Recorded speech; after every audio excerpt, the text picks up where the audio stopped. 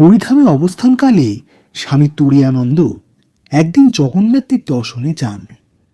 অরুণ স্তম্ভের পাশ দিয়ে তিনি সিঁড়ি দিয়ে উঠছিলেন।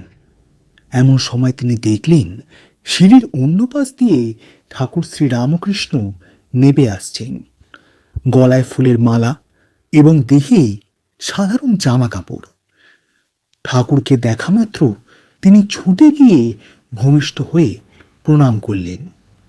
কিন্তু যখন তিনি প্রণাম শেষে ঠাকুরের পদ স্পর্শ করবার জন্য হাত বাড়ালেন, তখন ঠাকুর অদৃশ্য হয়ে গিয়েছেন।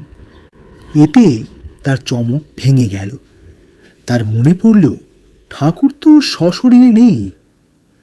যাকে তিনি দর্শন করতে মন্দিরে যাচ্ছিলেন, তিনি পূর্বেই তাহাকে কৃপাপূর্বক দর্শন দিলেন।